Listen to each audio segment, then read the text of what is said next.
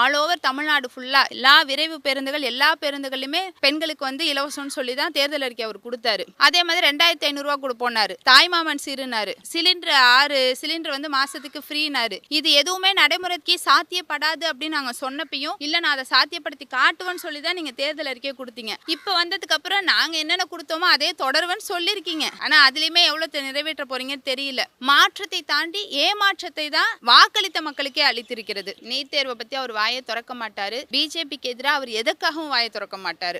முழுக்க சிலிண்டருங்கிறது மத்திய அரசுடைய கட்டுப்பாடு, ஒன்றிய அரசாங்கத்தோட கட்டுப்பாடு நமக்கே தெரியும். ஆனா அதுல கூட என்ன சொன்னார்னா மாநில மத்திய அரசுகள் அவர் தெரிஞ்சு தெரியாம கூட பிஜேபி வந்து நேரடியாக அவர் விமர்சிக்கவே மாட்டாரு. அப்படி இருக்கும்போது அவர் நீட்டை பத்தி வாயே திறக்கல. நீட்டுங்கிறது ஒரு குளறுபடியான தேர்வு தான் அப்படிங்கறத ஆரம்ப முதலே திமுக மட்டும்தான் குரல் கொடுத்துட்டு இருக்கு. வந்தே மாதரம் பாடல, மேற்கு வங்கத்துல பிஜேபி பதவியேற்றப்ப கூட பாடல. ஆனா இங்க ஆளுநர் வலியுறுத்தியதால நான் பாடினேன்னு சொல்றீங்க. அப்ப நாளைக்கு பிரதமர் வலியுறுத்தினாங்க அதனால நான் பிஎம்ஸ்டி திட்டத்துல கையெழுத்து போட்டேன்னு சொல்ல மாட்டீங்கன்னு என்ன நிச்சயம்? பதவியேற்ற முதல் நாளே திமுக அரசு மேல ஒரு குற்றச்சாட்டு வச்சாரு. 10 லட்சம் கோடி விட்டுட்டு போனதா சொன்னாங்க. எப்படி பாருங்க? எடுத்த எடுப்புலையே 10 லட்சம் கோடி கடன் அப்படிங்கிறது ஒன்று அவருக்கு நிதிநிலை மேலாண்மை அறிக்கை பற்றிய அந்த கருத்தியல் ரீதியான ஆழ்ந்த அந்த அனுபவமோ அறிவோ இல்லையோ அப்படிங்கிறது தான் காட்டுது. ஏன் அப்படின்னு சொன்னால் 1947லேருந்து 2021 வரைக்கும் 4.5 லட்சம் ரூபாய் கடன். அதற்கு பிறகுதான் அந்த 6 லட்சம் ரூபாய் கடன் அப்படிங்கிறதா இதுதான் இந்த சேர்த்து அந்த மொத்த கணக்கு அப்படிங்கிறதா இந்த 10 லட்சம் ரூபாய். அதே மாதிரி அப்போ இருந்த பணத்துக்கும் இப்போ இருந்த பணத்திற்குமே பண மதிப்பிழப்புன்னு ஒன்று. இதை நம்ம தங்கத்தோட கூட ஒப்பிட்டு பார்க்கலாம். அப்போ இருந்த தங்கத்துடைய விலை என்ன, இப்போ இருக்க தங்கத்துடைய விலை என்ன அப்படின்னு. இதை தாண்டி ஒரு மாநிலத்தினுடைய கடன் அப்படிங்கிறது அந்த மாநிலத்தினுடைய மொத்த உள்நாட்டு உற்பத்தியையும் இந்த கடனையும் சேர்ந்தது தான் வந்து அதற்கான அந்த கடன் சுமை அப்படிங்கிற வார்த்தையே நம்ம அங்கே தான் கொண்டு வர முடியும். அப்படி பார்க்க போனால் தமிழ்நாட்டினுடைய மொத்த உள்நாட்டு உற்பத்தி மதிப்பு இப்போ 40.6 லட்சம் கோடி ரூபாய். நம்ம அந்த வரம்பு அப்போ நம்ம எவ்வளோ தூரம் வரைக்கும் நம்ம கடன் வாங்கலான்னு பார்த்தா 28.5% வரைக்கும் கடன் வாங்கலாம்.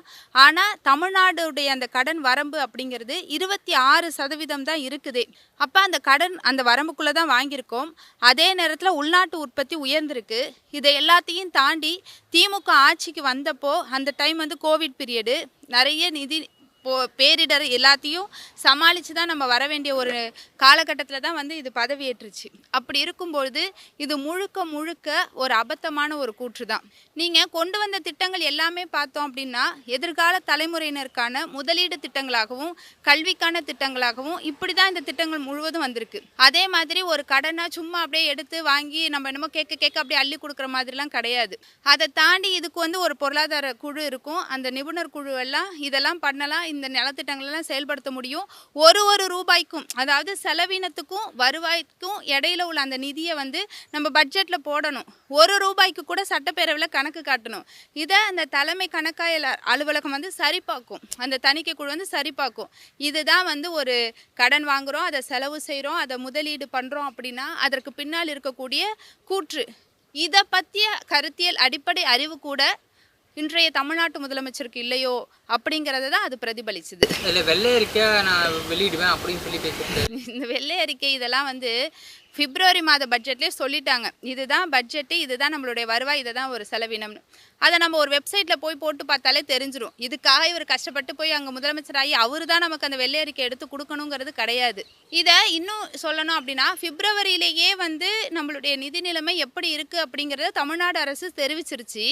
அதுக்கு தெரிஞ்சதுக்கு அப்புறமும் தான் நீங்கள் இந்த வாக்குறுதிகளை கொடுத்தீங்க. அப்போ முடியுமா முடியாதான்னு தெரியாமையே எங்களால் முடியும், நடைமுறைப்படுத்தக்கூடிய சாத்தியமான வாக்குறுதிகளை தர்றேன்னு சொன்ன அதே வாய் தான் முதலமைச்சராக பதவியேற்ற அப்புறம் வேறு மாதிரி மாற்றி பேசுகிறாங்க.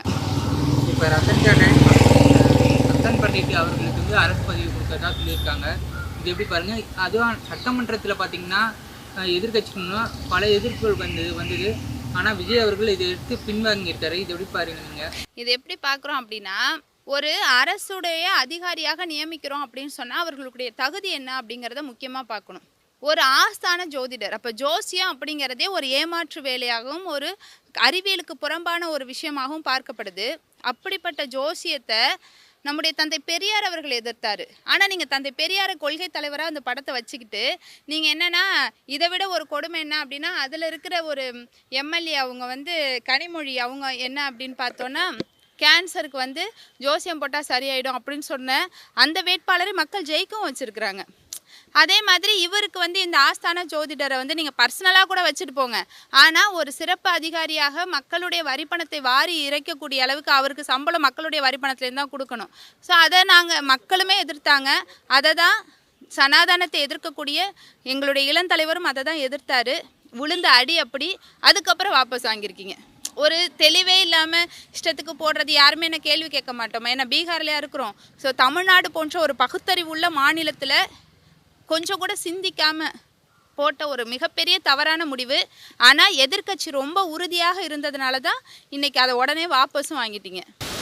உதயநிதி அவர்கள் சொல்லியிருக்காரு குதிரை பேரம் பேசப்பட்டு இருக்கு அப்படின்னு சொல்லியிருக்காரு எதிர்கட்சி மூலிமா. இது எப்படி பாருங்க? அது ஆக்சுவலாக உதயண்ணா சொல்லலை, எங்களுடைய இளந்தலைவர் உதயண்ணா அதை சொல்லலை.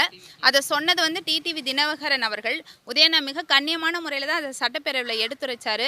ஆனால் இதற்கு பின்னால் இருக்கிற உண்மையை பார்க்க போனால் இன்னும் சொல்லணும் அப்படின்னா கட்சி தாவரத்துக்கு முன்னாடியே 32 பேர் போய் என்டிஏ கூட்டணி பாஜக தலைமையிலான கூட்டணியில் இருந்து வெற்றி பெற்றவர்கள். அவர்களுடைய கட்சி தலைவருக்கே தெரியாமல் அவங்களுக்கு போய் பூங்கொத்து கொடுக்கறது இந்த மாதிரியான வேலைகளெல்லாம் பார்க்கும் பொழுது கண்டிப்பாக சட்டசபையிலே உறுதியான கட்டமைப்புடைய திமுக எதிர்க்கட்சி தலைவராக இருக்கும்போது இதை கண்டிப்பாக கேட்பாங்க. மக்களுடைய பிரதிநிதியாக மக்களுடைய குரலாக தான் அது ஒழிக்கப்படுது. திமுகவோட நல்ல திட்டங்களை நாங்கள் தடுக்க மாட்டோம் அப்படின்னு சொல்லி விஜய் பேசியிருக்காரு. இது எப்படி பாருங்க? நீங்கள் உங்களோட மேனிஃபெஸ்டோலேயே என்ன சொன்னீங்க? மாற்றத்தை கொண்டு வர போகிறோம். அதாவது எல்லா தேர்தலுக்குரிய வாக்குறுதிகளுமே சரியாக நடைமுறைப்படுத்தி கொண்டிருந்தது தான் திமுகவுடைய ஆட்சி, திராவிட மாடல் அரசு. அதில் தான் வந்து கலைஞர் மகளிர் உரிமை தொகை திட்டம், விடியல் பயணம் எல்லாமே பயன்பெற்றோம். நீங்கள் என்ன சொன்னீங்க அப்படின்னா ஆல் ஓவர் தமிழ்நாடு ஃபுல்லாக எல்லா விரைவு பேருந்துகள் எல்லா பேருந்துகள்லையுமே பெண்களுக்கு வந்து இலவசம்னு சொல்லி தான் தேர்தல் அறிக்கை அவர் கொடுத்தாரு. அதே மாதிரி 2500 ரூபா கொடுப்போன்னாரு. தாய்மாமன் சீருனாரு. சிலிண்டர் 6 சிலிண்டர் வந்து மாதத்துக்கு ஃப்ரீனாரு. இது எதுவுமே நடைமுறைக்கு சாத்தியப்படாது அப்படின்னு நாங்கள் சொன்னப்பையும் இல்லை நான் அதை சாத்தியப்படுத்தி காட்டுவேன்னு சொல்லி தான் நீங்கள் தேர்தல் அறிக்கையை கொடுத்தீங்க. அப்போது ஒரு வாயி இப்போ ஒரு வாயிங்கிற மாதிரி இப்போ வந்ததுக்கப்புறம் நாங்கள் என்னென்ன கொடுத்தோமோ அதே தொடருவேன்னு சொல்லியிருக்கீங்க.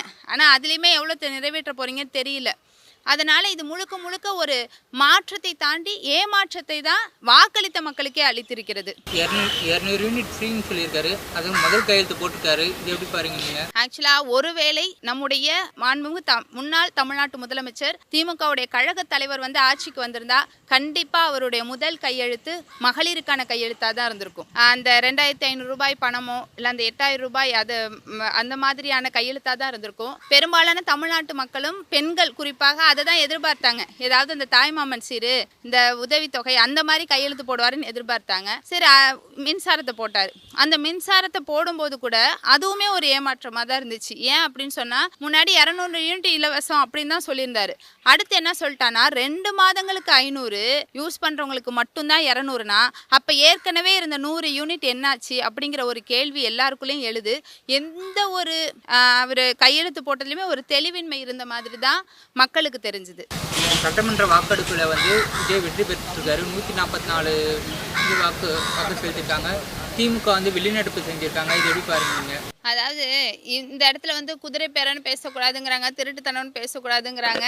அப்படிலாம் அதெல்லாம் சொல்லி சட்டப்பேரவை தலைவர் வந்து அங்கே கடுமையாக வந்து அதை வந்து வன்மையாக கண்டிக்கிறாங்க. ஆனால் இது எல்லாத்தையும் தாண்டி இது வந்து பெரும்பான்மையான மக்களுடைய தீர்ப்பு கிடையாது.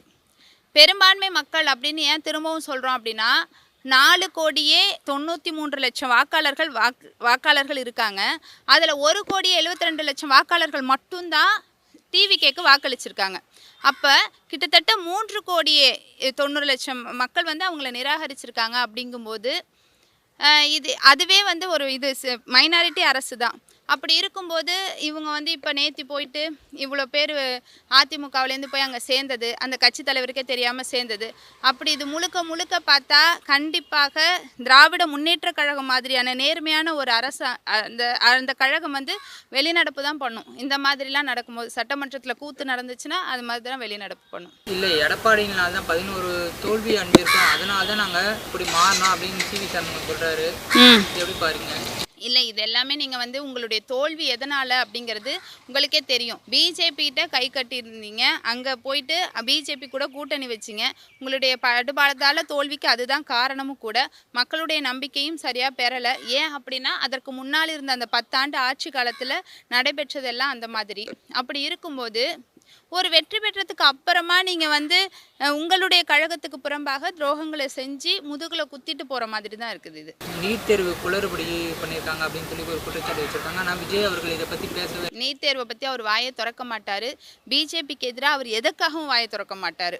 நீங்கள் வந்து ஒரு இந்த சிலிண்டர் பிரச்சனையில் கூட முழுக்க முழுக்க சிலிண்டருங்கிறது மத்திய அரசுடைய கட்டுப்பாடு, ஒன்றிய அரசாங்கத்தோட கட்டுப்பாடு நமக்கே தெரியும். ஆனால் அதில் கூட என்ன சொன்னார்னா மாநில மத்திய அரசுகள், அவர் தெரிஞ்சு தெரியாமல் கூட பிஜேபியை வந்து நேரடியாக அவர் விமர்சிக்கவே மாட்டார். அப்படி இருக்கும்போது அவர் நீட்டை பற்றி வாயே திறக்கலை.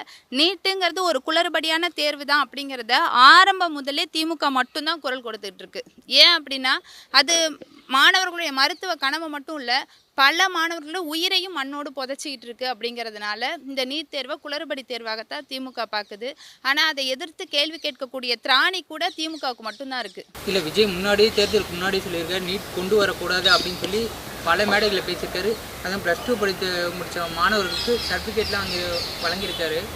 ஆனால் அப்படி இருக்கும்போது இப்போ ஏன்னு பேசாமல் இருக்கிறது காரணம்? இல்லை, நீங்கள் அந்த சர்டிஃபிகேட் வழங்குற விழாவில் ஒரு வார்த்தை சொல்லியிருப்பார், நீட் மட்டும்தான் வாழ்க்கையா அப்படின்னு கேட்டிருப்பாரு.